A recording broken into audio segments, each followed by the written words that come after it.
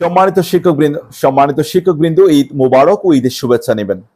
আমাদের শিক্ষা মন্ত্রণালয় থেকে আমাদের সম্মানিত শিক্ষকদের জন্য, বিশেষ করে এমপিওভুক্ত শিক্ষক কর্মকর্তা কর্মচারী যারা আছেন তাদের জন্য শতভাগ ঈদের বোনাস নিশ্চিত করতে না পারলেও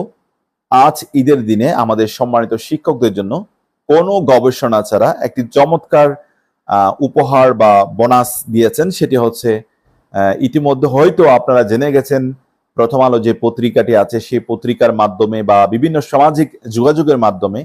আমাদের চলমান যে গ্রীষ্মকালীন ছুটি আছে সেই গ্রীষ্মকালীন ছুটি থেকে এক সপ্তাহ শিক্ষা প্রতিষ্ঠানের ছুটি কমানোর সিদ্ধান্ত নিতে যাচ্ছে আমাদের শিক্ষা মন্ত্রণালয়, এবং অজুহাত হিসেবে দেওয়া হয়েছে এই ঈদের পরে যেহেতু আমাদের শুক্র শনিবার যে সাপ্তাহিক ছুটি সেটি আবার পুনরায় চালু হতে যাচ্ছে শিক্ষা প্রতিষ্ঠানের জন্য। তো সেই জন্য শিক্ষণ ঘাটতি টানতে শিক্ষার্থীদের যে শিক্ষা প্রতিষ্ঠানের যে চলমান যে গ্রীষ্মকালীন